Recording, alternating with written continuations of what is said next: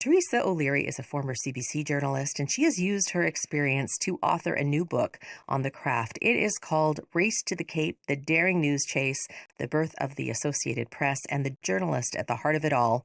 It uncovers a story about the beginnings of modern journalism and some early determination to get the news to the people. I reached Theresa O'Leary on Lyell Island earlier, and I started by asking her to tell me about the Race to the Cape. Well, the Race to the Cape is about a daring news chase on the North Atlantic at Cape Race, Newfoundland, by the Associated Press in the mid-1800s.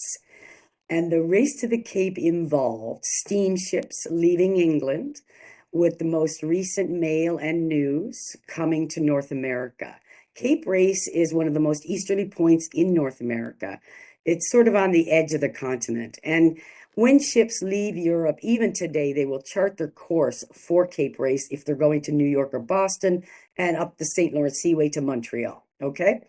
So back in the day, there was no underground telegraph connecting the continents. So mail delivery came by steamship. The steamships would leave Liverpool, England mostly, and they would slow down at Cape Race, and they would throw overboard these canisters, size of a coffee can, filled with the latest information and news from England. That could include correspondence between the Queen and the President. It certainly include the price of cotton on the London Stock Market Exchange, because the New York investors wanted that information, and then other information. So as the steamships approached Cape Race, which is a very dangerous place in the world, very high cliffs, there's shoals and reefs. The swells are so deep there. I call the seas tormented because it's so, crazy there. It's very dangerous. It was known as the graveyard of the Atlantic because so many shipwrecks occurred there, and also very foggy. So anyway, so these steamships are coming from England. They're slowing down at Cape Race. There's no safe place to anchor. So they just slow down, throw these cans overboard, and on they go. Wow. I know, right? And then the Associated Press wanted first access to that news. So they put a news boat at Cape Race. There was a little telegraph hut next to the lighthouse. And so the AP crew lived at the hut, and there was a captain and 4 guys, and they would row out in the worst weather looking for these cans of news and mail floating in the ocean. There was a little flag on it to help them identify it. There was a little rope that they could hook it and pull it in using a cod jigger. So they were jigging for news, not for cod.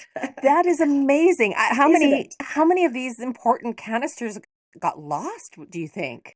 Well, I mean, who knows, right? Who knows? There's no record of such a thing, but definitely some did get lost.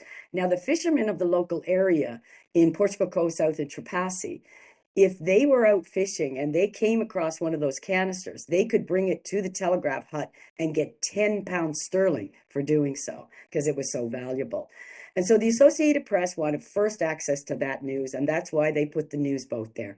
What an amazing sense of history this is. And well, you're an award-winning journalist, Theresa. Many British Columbians and people across the country will be familiar with your work in current affairs. But what got you interested in telling this story of the early news gathering, literally gathering? Right, really, literally gathering.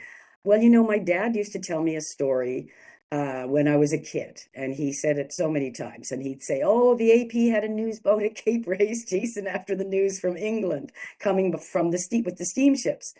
And I always envisioned newspapers floating on the ocean because I was, as a kid, and I didn't really know that it was true. I thought it was a tall tale. But then I became a CBC News journalist in my early 20s and went to Montreal pre-internet, went into the archives, dug in there, found newspaper articles confirming that this was actually true. So I tucked it away and I said, one of these days I'm going to tell that story. And then flash forward to later in my career when I retired, I was able to delve into it. But I never expected when I was doing this story and doing the research that I would end up telling the story about the beginning of journalism and objective news gathering in North America, because that's what the Associated Press brought us. And there's a really powerful figure as part of the story. This is Daniel H. Craig. Tell me about him. Okay. So Daniel H. Craig was really a born news reporter, really a news gatherer. He would go to quite extremes to get the news. So he started in Baltimore, and then he went to Boston, and then he went to Halifax, and then the newspapers in New York hired him to run the AP because he was an unbeatable character. And so Daniel Craig would go out in Boston. I'll just talk about that specifically. He would go out in a rowboat in the early morning hours to outside of the harbor where the steamships were waiting to come into the harbor. He would go on board, talk to the captain, the mail officer, read whatever newspapers were available.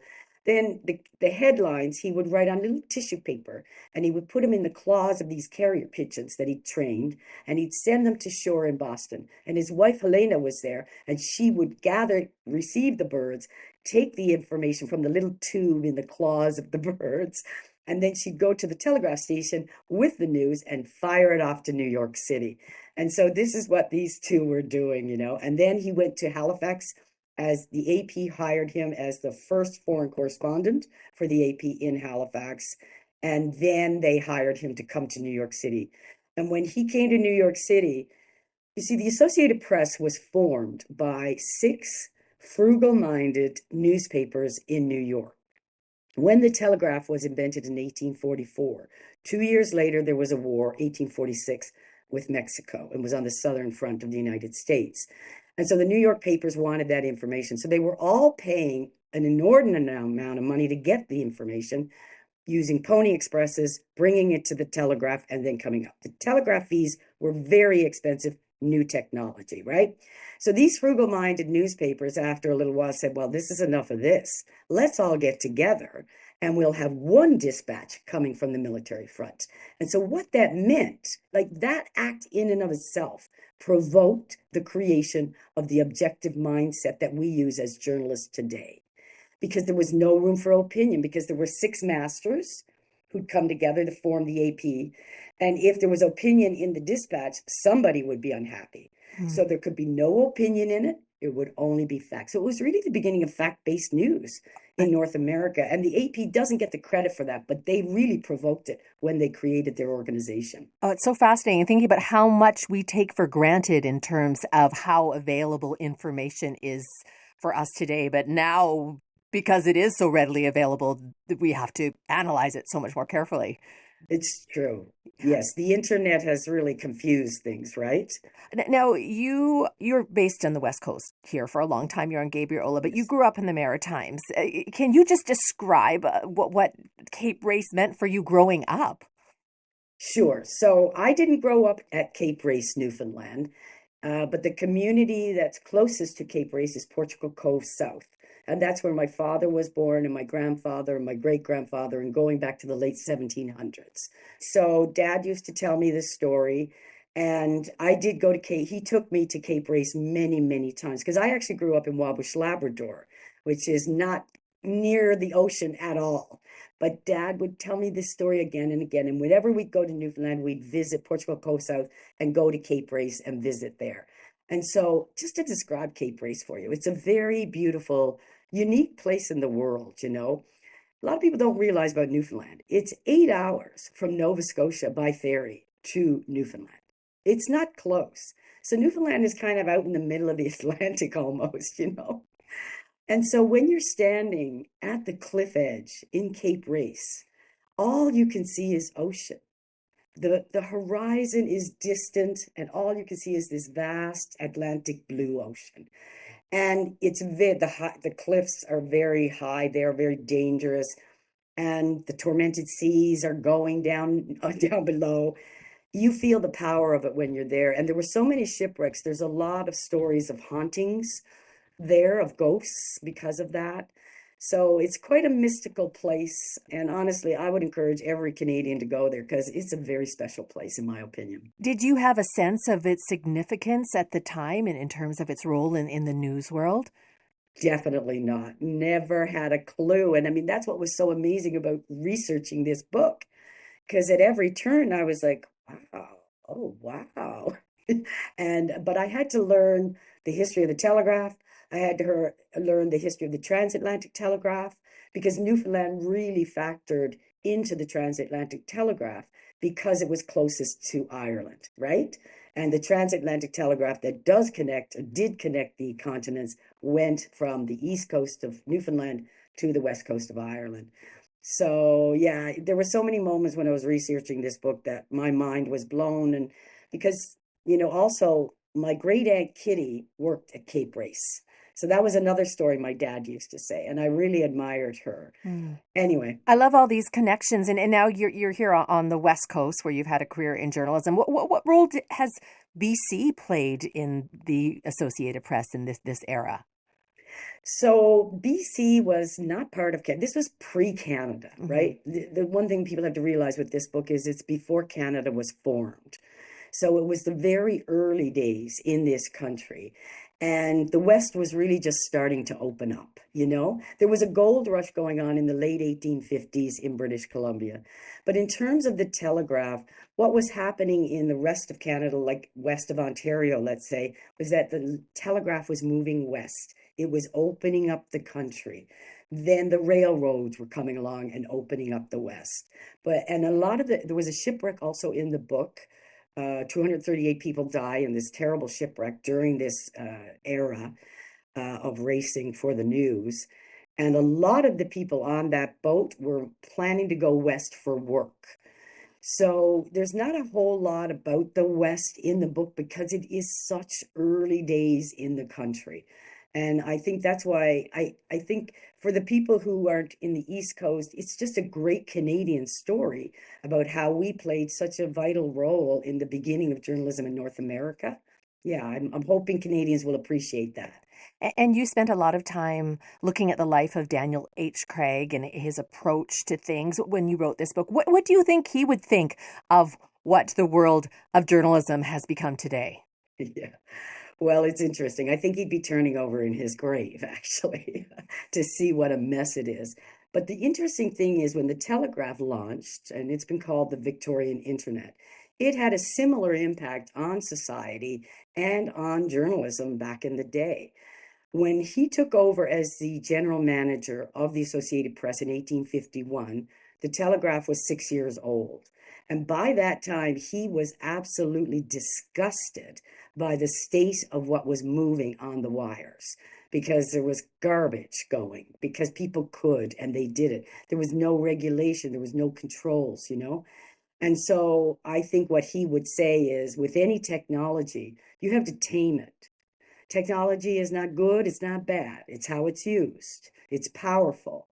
And we've seen during the internet age how it's been used for ill.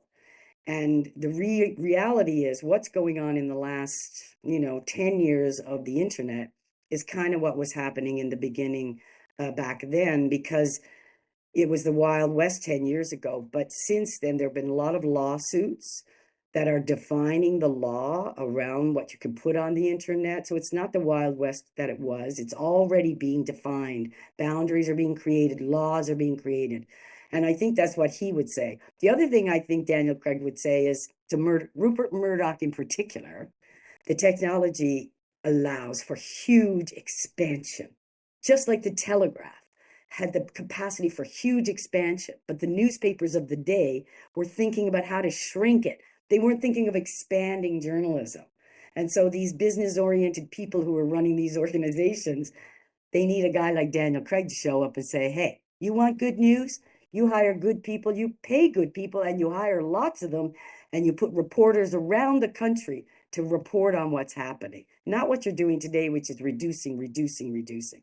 That's what I think he'd say to Rupert Murdoch. What does it mean for you to have this book come out right now? Well, it's very satisfying for me to have it come out. I've been working on it for 9 years. So almost a decade of my life on this book. So it's a very, after working so hard on it, it's very satisfying.